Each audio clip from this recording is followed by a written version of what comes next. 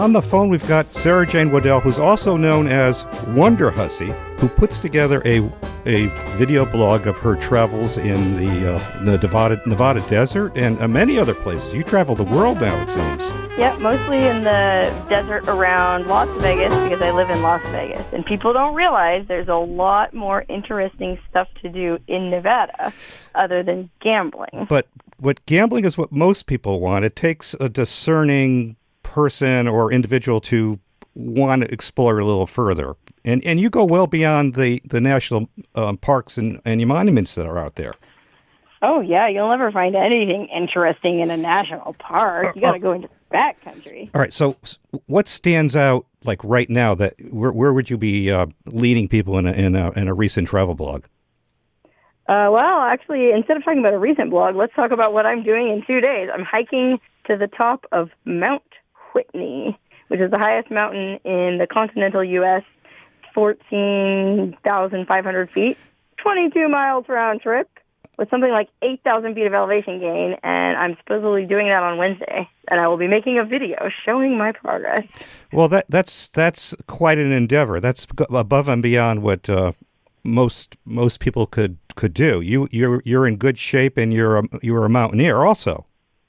Well, I just like to get around, I like to explore the desert, the backcountry, the mountains, the forests, and to be the best explorer I can be, I try to stay in pretty good shape. So what's it take to get up that hill, up that mountain? Well, first of all, I'm not sure I'll actually make it, but I think as long as I have good boots and hiking poles and, a good breakfast in my stomach, it's just one foot after the other, Right, but pretty steep traveling. I mean, you're not traveling with ropes and clamp-ons and all that kind of... No, it's a trail. It's a pretty well-traveled trail, but that being said, it's still considered to be pretty tough. And I think it'll make a really interesting video because it's something like 90 degrees at the base.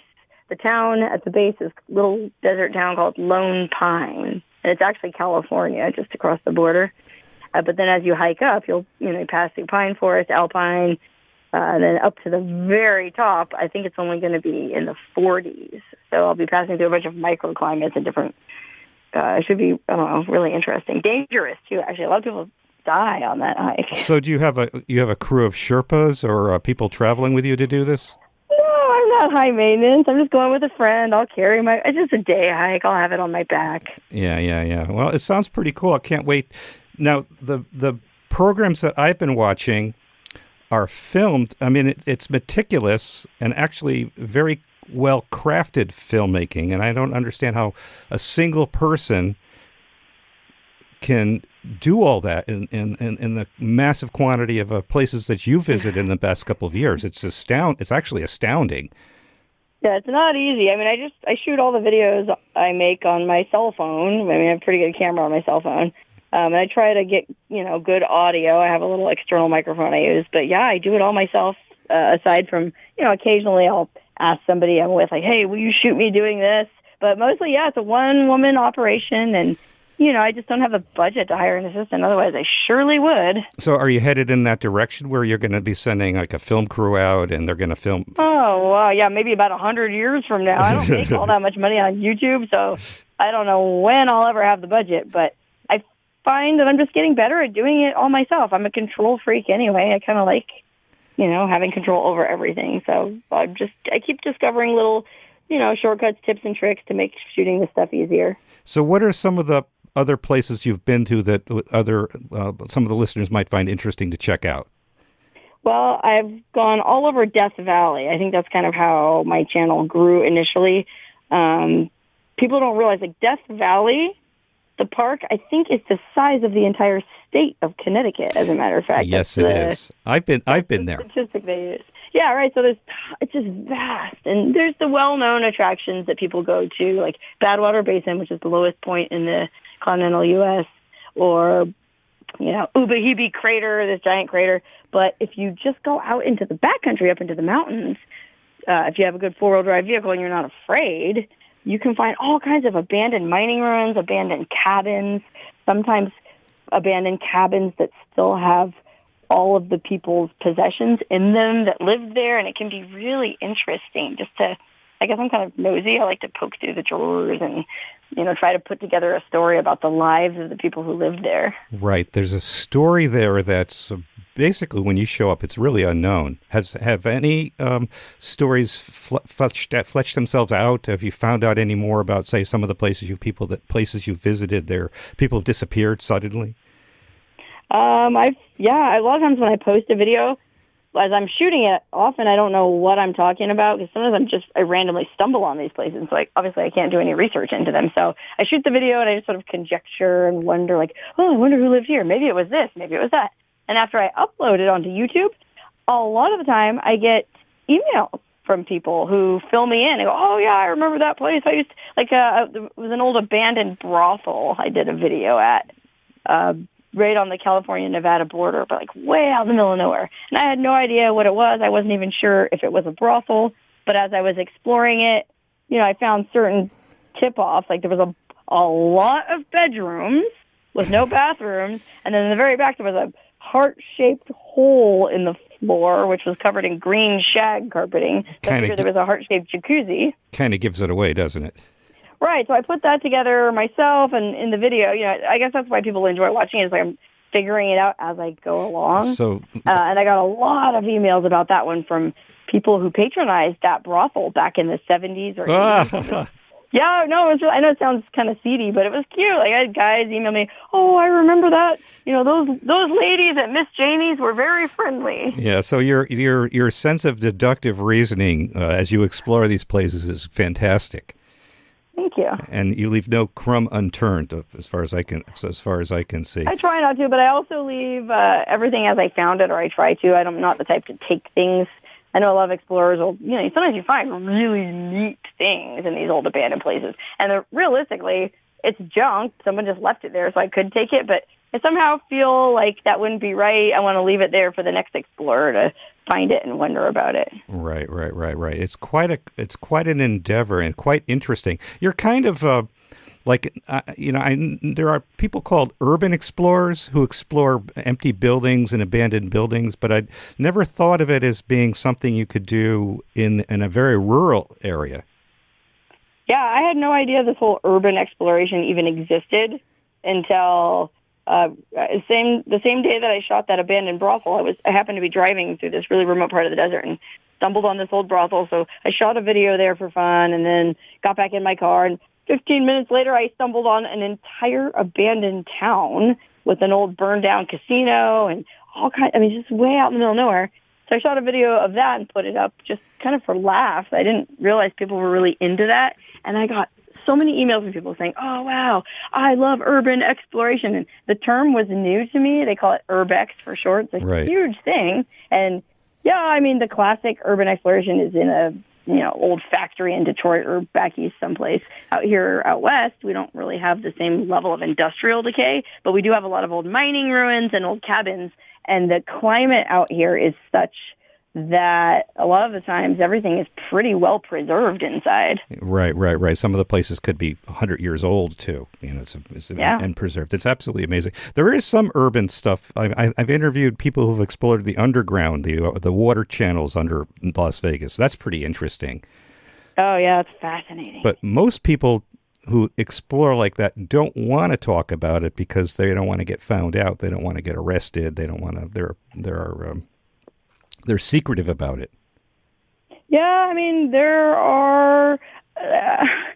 There's a lot of no trespassing signs out and about, and I try not to really egregiously break any laws. If something is really fenced off and marked no trespassing, I'll respect that. I won't go in and make a video. But that's another nice thing about out west here. A lot of the stuff is just long abandoned, and we have a lot of BLM land out here, which stands for Bureau of Land Management. Federally owned and maintained public lands, so belongs to everyone. And if some old cabin happens to be situated on it, I feel like that's fair game. It's not trespassing. Right. So, but also in your blog, they're just not abandoned places, but there are hidden hot springs in caves. I think I saw a video of you exploring or hiking a long ways to get to a downed Air Force aircraft. Yeah, I just like oddities, I guess, weird things that you wouldn't expect to find. So springs and hot springs in the desert are really unusual, and that's like a little hidden treasure. Yeah. Or that abandoned, or that crashed plane was really interesting. It was a crashed military aircraft that went down in the 50s, but it went down in such a remote, rugged part of Death Valley that there's no trail to get to it, and very few people have hiked to it, and it's been there for something like 60, 70 years. And very few people have been out there to tear it apart or to... Oh, yeah, it's almost intact because it's so hard to get to. You have to be very fit and very motivated and have a lot of spare time, which not many people have all three of those things. But I do. Yeah. The first thing that I saw of yours was the rail trestles. They're the highest trestles in the country? Oh, yeah, it's a Goat Canyon trestle down by Yacumba, California. It's at one time, or I think it might still be the highest wooden. There's always qualifiers. It's the highest wooden railroad trestle in the country. It's not operational anymore, but it was really a cool thing to hike out to and check out. And it takes an effort to do that. It's not a simple task. I mean, there's a lot of planning that goes into it. You have to map out your route, how you're going to get to it, and if you can do some, or in my case, I try to do some research into it and learn the history of the place so I know what I'm talking about when I'm shooting the video. It's not easy, yeah. Right. It's very, very interesting. You do an amazing job of it. It's a very fun blog. Thank you. And I can't keep up with. I mean, I watch it maybe one a week, or when I'm on the train, but I can't keep up with the amount of videos that you produce. You are soaring ahead, and I'm just like lagging behind watching them. Well, that's what they say you're supposed to do for YouTube success, is be consistent and upload regularly. So I try to upload at least one video every Wednesday. And if I feel like it's not a really compelling subject, I'll do 2 videos, So Right. Well, it's a cool thing, and it's successful for you. I mean, you're able to, yeah. Go ahead. I'm sorry. Oh, I mean, I don't know what you mean by successful. I'm not able to live off of it. I make about, I'd say, a half or third of my income off of YouTube. So yeah, it has been. I've had more success with that than I did at anything else I've ever done online. Yeah, well, it's certainly a start. I mean, you're really starting with just a passion and an endeavor, and it generates a little bit of income, and it propels you along. I mean, I don't know where you're going to end up. You may end up on the Discovery Channel. Oh, that'd be awesome. But yeah, that's what I love about. I mean, there's lots to complain about with YouTube, but there's also something to be said for it's a great equalizer. I mean, 20 years ago, 10 years ago even, you couldn't just have your own TV show. Now you literally, all you need is a cell phone, and you can have your own television show, and an audience is all there waiting for you. And it's a matter of trying to reach them. And the quality of video that you can produce is incredible, considering it's coming from a cell phone. Yeah, I mean, since I've been at it for about 2 years now, and if I look back at my early videos, the production values are really crummy compared to what I do now.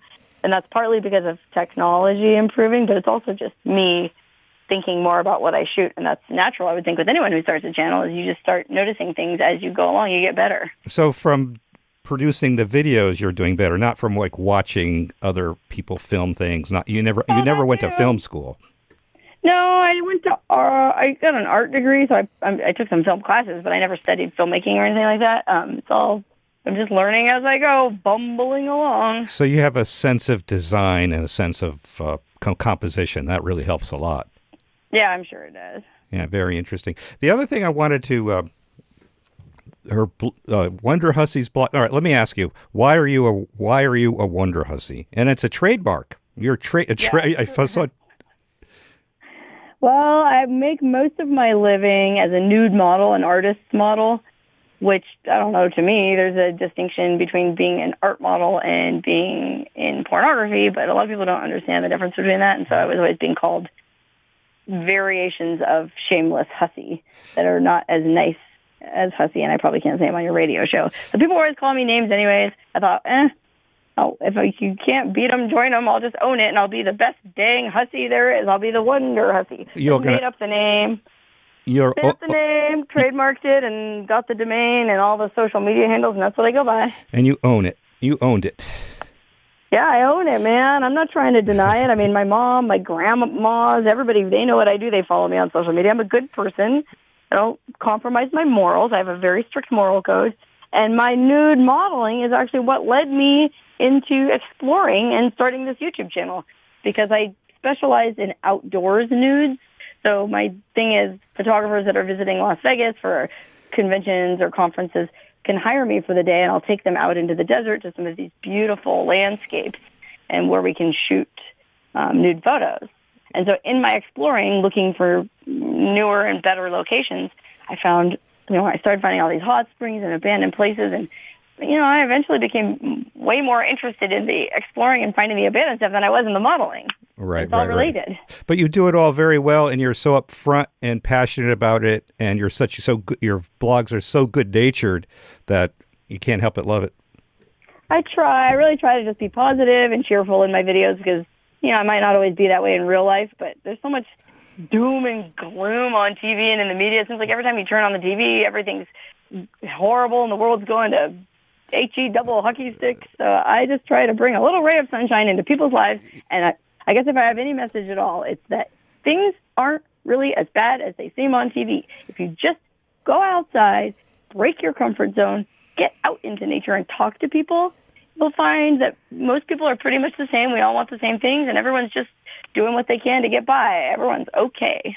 Yeah, I like your attitude. Now, you just got back from, you were all over the place, but you just got back from, Burning Man. So tell me a little bit about that, because I've always wanted to go to it, but I've been told that if you're over 60, you're not allowed to go. No, don't be silly. It's all ages. I mean, of course, when you look at the pictures online, they only show all the hot young babes. Yeah. There's all ages, all fitness levels from all countries and levels of ability. It's really a big melting pot, I guess. It's just a festival. It's a big festival, something like 75,000 people, but it's held in a very, very remote desert up in northern Nevada, about 10 hours from Las Vegas, about 2 hours north of Reno. So it's a long drive to get there. It's way in the middle of nowhere. There's no cell signal. There's no running water. There are no services whatsoever. You have to bring everything you need with you, your drinking water, your washing water, your food, your warm clothing if it gets cold. Sometimes it's blisteringly hot. You have to have everything with you. The only thing they provide are porta potties, and they sell ice. Other than that, you're on your own. So it's kind of a challenge, I guess. But then once you get up there, it's just a big party. It's large-scale art and crazy costumes and music, and it goes on for a week. And it's fantastic, but it's also totally exhausting. It's a very harsh environment, and I just can't imagine how they could lug all that stuff out there. It's just it boggles my mind to think that they could have these large-scale art installations and mutant vehicles, these crazy constructions in the middle of the desert. They're there for a week. It's there for a week, and then it completely disappears. They have a crew of people that stay out there to make sure. It's called Leave No Trace, and they really hammer it home with everyone who goes. Bring everything that you bring in with you has to come back with you. So you've been there many times. What does it take what does it take to survive there? It's really.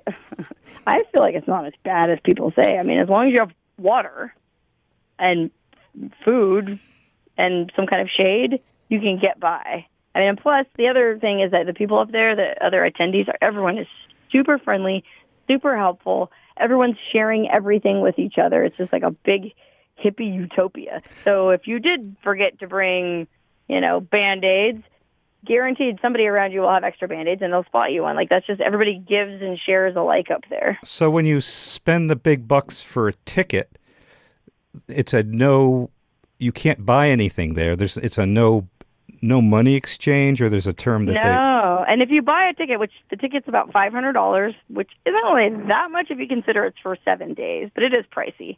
And then if you want to bring your own car, you don't want to carpool, you have to pay extra for your car. It's like another $100. So $500-600 investment. And when they send you the tickets, they send you a survival guide that hopefully everybody bothers to read, because it lays it out all there plain as day, like what you need to bring, what you should expect. And if you read that, which I did my first year, it's really not a big deal at all. So what's the economy like, though? There is no economy other than, okay, you can buy ice, and then this is kind of weaselly, you can buy coffee. They have a big central, it's called Center Camp. It's a big tent in the middle of the festival. It's sort of a central gathering place with a performance stage and couches and shade. And there's a coffee shop. So you can buy coffee and tea and stuff, which I think is kind of weird, but because they're pretty adamant about it's a gifting economy, bartering economy. You just trade and share. So, say I needed a Band-Aid, like I said before. Well, I'd go over to my neighbor's camp, hey, anybody have a Band-Aid? They'd give me one. Later in the week, I'd just do something nice for them, or I'd offer them some cookies or whatever I had. It's not like a formal, I think a mistake a lot of people make is thinking it's like formal bartering, like, oh, I have to bring goods to trade. No, it's not really like that. It's much more casual. It's just, somebody does something for you, you do something for them. You can bring things to give out as gifts. In fact, most people do bring something to share, whether it be food or even something like hugs or even something like just a helping hand. A lot of people just go around and offer to help people set up their tents or whatever they're working on. So if I went and, say, offered maid service, like clean your tent or something like that, that would be... I'm sure people would love that. Where were you when I was at Burning Man? I would have taken it up on that. Well, I had thought that it's not a spectator event. Everyone supposedly is expected to be a participant. Well, that's what they say, and ideally that would be the perfect world up there, because in that way you're not looking at anything boring. Everywhere you look would be somebody doing something interesting. But, the reality is not everyone is comfortable being a participant or has anything to share, so there are a lot of spectators there, and that's fine. Yeah. So what does Wonderhussy do there? Oh, what don't I do? I do a lot of things, and it's going to be very difficult for me to describe them on your clean radio show. But this past year, we did a performance as Marie. Well, so there was 3 of us dressed as Marie Antoinette, beautiful Marie Antoinette costumes, and we had these golden strap-on phalluses that we rigged to pee champagne. It was supposed to be like an income inequality thing, like, ha, ha, ha, ha, the poor have no bread, let them eat cake, but instead of that, we're peeing champagne on them. And we had a friend of ours, this year we thought, we've done it in the past, and it always gets a good response, because people come up and they drink it right from the phallus, they put their lips around it, which is kind of ill-advised, because you don't know how many people have done that, or they'll hold their cup out to catch the champagne and drink it. Some people bathe in it. This year we thought we needed to switch it up a little bit to keep it fresh. So with the current political environment, we thought it would be fun to have King Louis XV make an appearance. But he was the Cheeto King Louis. He had, instead of a long wig like King Louis had, it was made out of cheese balls. And he handed out free Cheetos and champagne for all. It was the Affordable Champagne Act, and we made America drunk again. And let me tell you something. It was a party. Oh, my gosh. We had probably a 300 people crowd watching. It was good. Good times. Yeah, so that's what Wonderhussy gives at the at That was Man. What I gave, yes, sir. And I'm also working on a video about Burning Man. It's more of a creative take on it that I worked on while I was up there. And now I'm editing it and hoping to upload it this Wednesday. So it'll be part of your YouTube collection? Yes, it will. And no, have you any aspirations for becoming a more legitimate filmmaker? Because the films that you do are sometimes very well thought out, very well planned, very well executed, and of a very professional quality, much better than I'd say 90% of the bloggers on YouTube. Oh wow, thank you. I do get inspired watching other YouTubers that have really big followings and are making a lot of money. I mean, because at the end of the day, I'd like to be able to support myself on this. So whether I just become more successful at YouTube or whether I end up becoming a legitimate filmmaker somewhere else, I would love to do that. I never really dabbled in filmmaking until this. I really enjoy making videos. It's really fun. I like the editing and everything.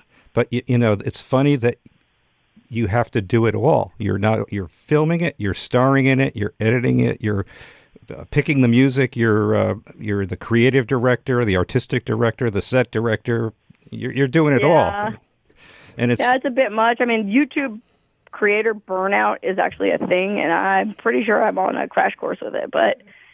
Just doing what I can to, if I get stressed out, just maybe do one video that week and try not to push myself back too hard. off a little bit. But what I've seen is fun. I think that anyone who's interested in exploring in the Nevada desert and interesting, smart people. I've had people that I've showed it to who swear that they think that you're from the Bronx. The Bronx? Well, because I've never heard that. You're smart and sassy and like they are in the Bronx. Wow, and I'm from California, but, people are the same all over, I guess. Yeah, they are the same all over, but that's what I've... Interesting. I love it. I'd never heard that before, and I take it as a compliment. It is a compliment. All right, Wonderhussy. And so you've got the YouTube thing going. How do you find it? Just go to YouTube and type in Wonderhussy. It's WONDERHUSSY. It'll come right up. I'm the only one. It's trademarked. Nobody else better be going by it. Yeah, well, pretty easy to find.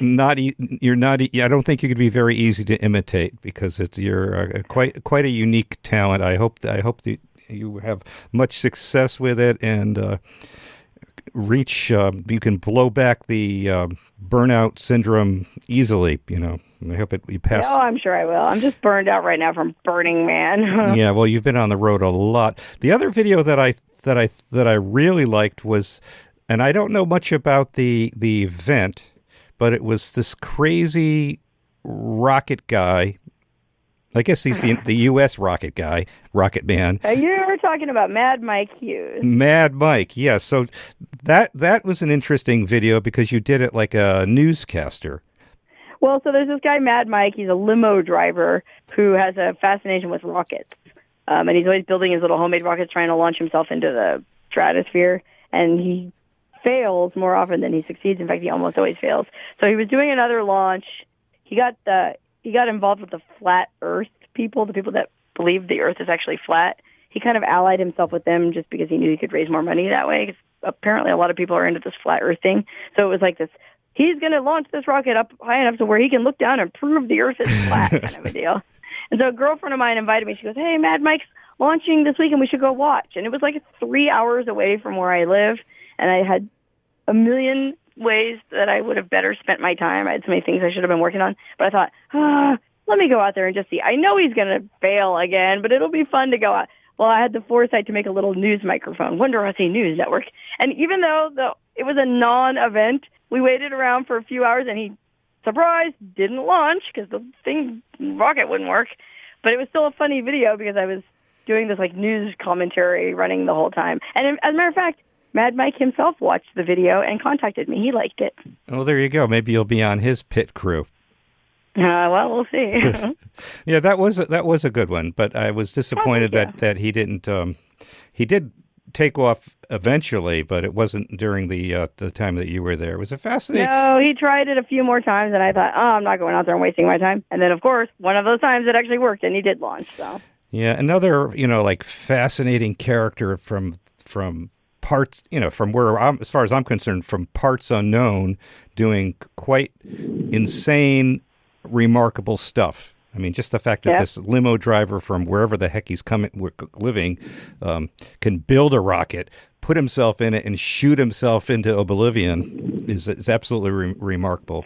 Those are the people for me, man, the crazy ones, the people that are fired up and passionate. I love that. Like you. Yeah, well, we're cut from the same cloth, Mad Mike and I. That's probably why he contacted me. Yeah, right. All right, Wonderhussy, it's a pleasure to talk to you. I'm going to keep an eye on your blog, and I hope everyone else does too. And much luck and success in your endeavors. And thank you very much. Thank you so much. I enjoyed talking with you. All right, bye-bye. Bye.